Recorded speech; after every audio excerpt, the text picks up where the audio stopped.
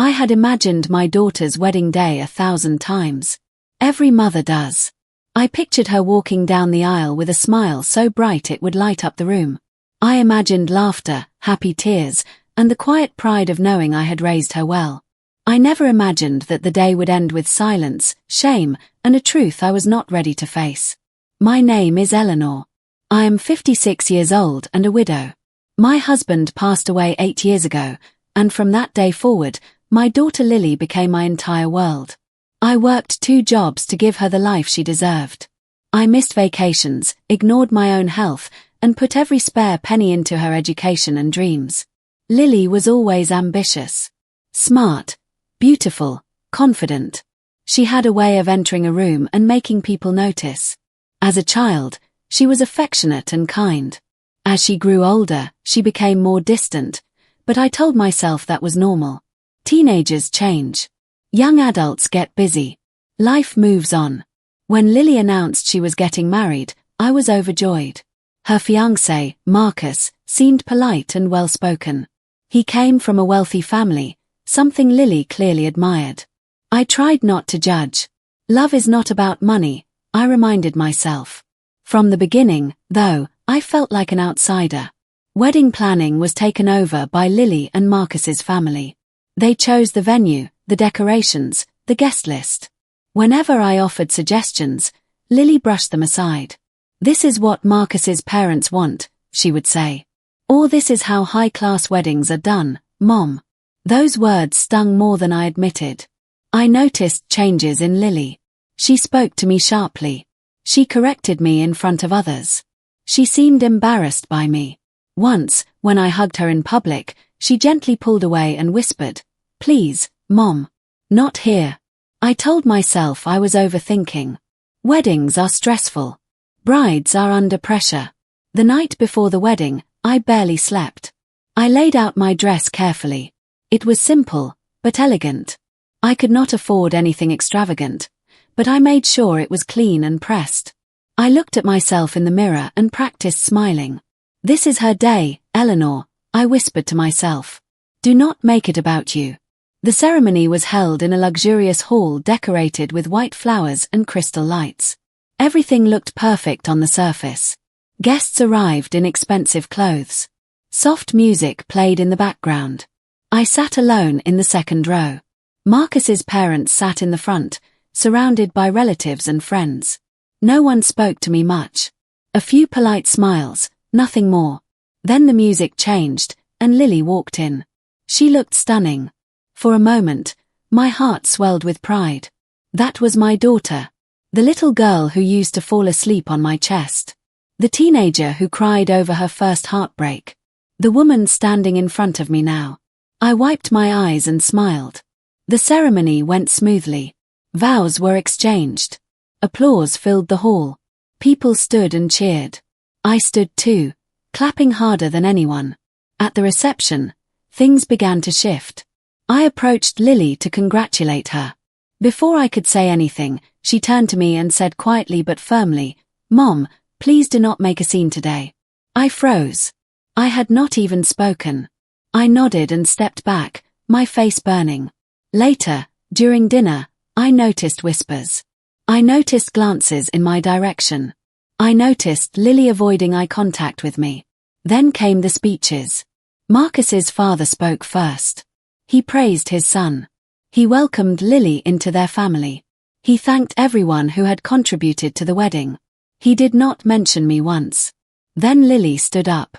She thanked Marcus. She thanked his parents. She thanked her friends. She talked about how this new family had shown her what real support looked like. People applauded. I felt my chest tighten. Finally, Lily looked in my direction. And that is when everything fell apart. She cleared her throat and said, "I know today is about love and new beginnings, but I need to say something honest." The room grew quiet. She continued, "Growing up, I did not have much. I learned early what it means to struggle. I promised myself that I would never live like that again. I felt every eye turn toward me." She went on, "Some people think sacrifice excuses everything. But it does not. Being a parent is more than just surviving. It is about providing the right environment. My hands began to shake. She took a deep breath and said, I am grateful to finally be part of a family that understands success, class, and stability. Silence. I wanted to disappear. Then she said the words that broke me completely. Today is the day I leave my past behind. I stood up slowly. My legs felt weak.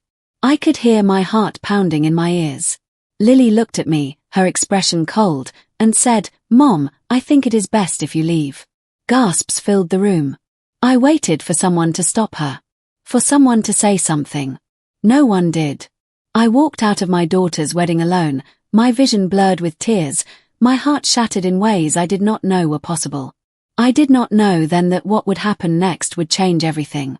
The wedding hall was still buzzing with confusion when I finally found myself standing near the entrance, gripping my purse so tightly my fingers ached.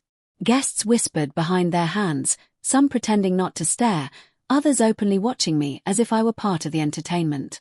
My daughter Emily was nowhere in sight, and that frightened me more than the humiliation I had just endured. 10 minutes earlier, everything had seemed perfect. The music, the lights, the laughter.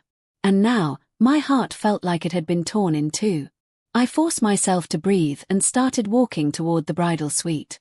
My heels felt heavier with every step, as though they were pulling me back, warning me that what I was about to face might break me even further. Outside the door, I heard raised voices. Emily's voice was shaking, and another voice, sharp and angry, cut through it. I knocked once and pushed the door open. Emily stood near the mirror, her white dress slightly wrinkled, mascara streaked down her cheeks. She looked at me, and the moment our eyes met, she burst into tears. Mom, she sobbed, running into my arms. I held her tightly, feeling her body tremble. Before I could say anything, my son-in-law Mark spoke from the corner of the room. His face was pale, his jaw clenched. This was supposed to be the happiest day of our lives, he said. Instead, it has turned into a disaster. I looked at him, searching his face for answers. What happened out there, Mark? I asked quietly. Why did everything suddenly fall apart? Emily pulled away from me and wiped her tears. She told me what I had not known. The argument that ruined the wedding had started hours before the ceremony. Mark's mother had confronted Emily privately, accusing her of not being good enough for her son. She had criticized her upbringing, her career, even her family. And then, she had brought me into it. She said you were controlling and embarrassing, Emily whispered. She told me you would always interfere in our marriage. When I defended you, she lost her temper. My chest tightened. I had tried so hard to stay out of their relationship, to be supportive without overstepping. Yet here I was, painted as the villain. Emily continued. She said if Mark married me today, he would regret it for the rest of his life. I felt a deep ache settle in my bones. I knew Mark loved Emily, but I also knew how strong his mother's influence was over him.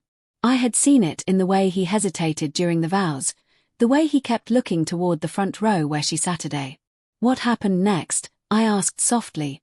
Emily swallowed hard. I confronted her in front of everyone. I told her she had no right to speak about you like that.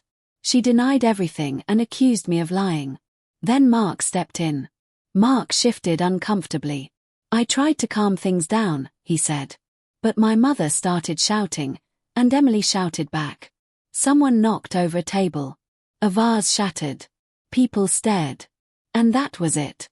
Silence filled the room. I felt anger rise within me, hot and sharp, but beneath it was something heavier. Disappointment. Not just in Mark's mother, but in Mark himself. You should have stopped it, I said, my voice steady but firm. You should have protected her. Mark looked down. I know, he said. And that is why I need to fix this. Emily turned toward him, disbelief in her eyes. Fix this? How? Mark took a deep breath. By setting boundaries. Today. Right now. For the first time since the chaos began, I saw something change in him. A quiet determination replaced the confusion. He straightened his shoulders and looked directly at Emily. I love you, he said. And if that means standing up to my mother, then that is what I will do. Emily hesitated. Years of hurt and fear flickered across her face. Words were easy, But actions were what mattered now. Mark left the room, heading toward the hall where his mother sat surrounded by guests who were pretending not to listen. Emily and I followed at a distance, my heart pounding with every step. When Mark reached her, he spoke loudly enough for everyone to hear. "Mom," he said, "this stops now." She looked shocked, then offended. "How dare you speak to me like that in public?" "No," he replied calmly. "How dare you ruin my wedding and disrespect my wife and her family?" A hush fell over the room. He continued, "If you cannot accept Emily and treat her and her mother with respect, then you will not be part of our lives." Gasps echoed around us. His mother's face turned red, then pale. She stood up abruptly, knocking her chair back. "You choose her over your own mother," she shouted. "I choose my family," Mark said. "And Emily is my family." Tears filled Emily's eyes as she watched him. Mine did too. Mark's mother grabbed her purse and stormed toward the exit, muttering under her breath. The doors slammed behind her, leaving behind a stunned silence. Slowly, people began to clap. At first it was hesitant, then stronger. The tension in the room eased, replaced by something fragile but hopeful. Emily turned to me and hugged me again. "I am sorry you were dragged into this," she said. I kissed her forehead. "None of this is your fault," I replied. The ceremony resumed, though it felt different now. More real. More raw. When Emily and Mark finally exchanged their vows, they did so with trembling voices and tear-filled eyes, fully aware of what they had just overcome. I thought that was the end of the nightmare. I was wrong. Because later that evening, just when the celebration began to feel safe again, I received a phone call that would change everything. And that was when I realized the wedding was far from over. By the time the guests began to leave, the wedding hall felt empty in a way I had never experienced before. Not just physically, but emotionally. Chairs were scattered, flower petals crushed under hurried footsteps, and the music that once filled the room now echoed faintly in my head. What was supposed to be the happiest day of my daughter's life had turned into a moment that none of us would ever forget. Aisha sat beside me in the bridal room, her makeup smudged, her eyes swollen from crying. She looked nothing like the confident, glowing bride I had helped prepare only hours earlier. She held my hand tightly, as if letting go would cause everything to fall apart again. "I'm sorry, Mom," she whispered. "I didn't know it would turn out like this." I squeezed her hand and looked at her face. In that moment, I realized something important. This day was not ruined because of chaos or harsh words. It was ruined because the truth came out when everyone least expected it. For a while, we sat in silence. Then Imran knocked on the door. He looked exhausted, older somehow, like the events of the day had aged him years in a matter of hours. "Can I come in?" he asked softly. Aisha nodded. He stepped inside and closed the door behind him. He did not look at me at first. Instead, he looked at his wife, his voice shaking. "I should have protected you today. I failed." Aisha looked up at him. "Why didn't you tell me earlier? Why did I have to find out like this?" Imran swallowed hard. "Because I was scared. Scared of losing you. Scared of disappointing my family. And scared that if I spoke the truth, everything would fall apart." "But it did fall apart," she replied quietly. That was when I stood up. "Imran," I said, "marriage built on silence and fear does not stay strong for long. Today was painful, yes. But it may have saved both of you from years of unhappiness." He nodded slowly, tears forming in his eyes. That night, after everyone left, Aisha came home with me instead of going with Imran. There was no argument. No drama. Just an understanding that space was needed. The days that followed were difficult. Relatives called non-stop. Some blamed Aisha. Some blamed me. Others said we should have kept everything quiet for the sake of respect. I listened to all of it and stayed calm. Because deep inside, I knew we had done the right thing. Aisha spent most of her time in her room, replaying every moment of the wedding in her mind. One evening, I sat beside her and said, "Your life is not defined by one day. And your worth is not measured by how much you tolerate." She looked at me and finally smiled a small, tired smile. "I wish I had your strength, Mom." "You already do," I replied. You just used it. 2 weeks later, Imran came over again. This time, he looked different. More honest. More present. He sat across from us and spoke openly for the first time. He admitted his mistakes, his fear of confronting his family, and the pressure he had been living under for years. "I am not asking for forgiveness," he said. "I am asking for a chance to become better." Aisha listened carefully. Then she said something that surprised even me. "I don't want promises. I want actions. And I need time." Imran agreed. Months passed. Counseling sessions. Difficult conversations. Clear boundaries. For the first time, Aisha put herself first. And for the first time, Imran learned what it meant to truly stand beside his partner. Some people never understood our decision. They still whisper about that wedding. About the scene.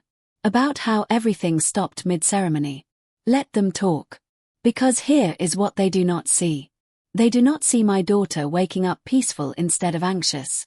They do not see a man learning accountability instead of hiding behind excuses. They do not see a mother who chose her child's dignity over society's comfort. One evening, Aisha sat next to me on the balcony and said, "You know, Mom, people keep saying my wedding was ruined." I looked at her and asked, "Do you think it was?" She thought for a moment, then shook her head. "No. My illusion was ruined. Not my life." And in that moment, I knew. Sometimes what looks like destruction is actually protection. Sometimes what feels like embarrassment is actually freedom. And sometimes, the truth shows up uninvited, but exactly on time. My daughter's wedding was not ruined. It revealed everything that needed to be seen.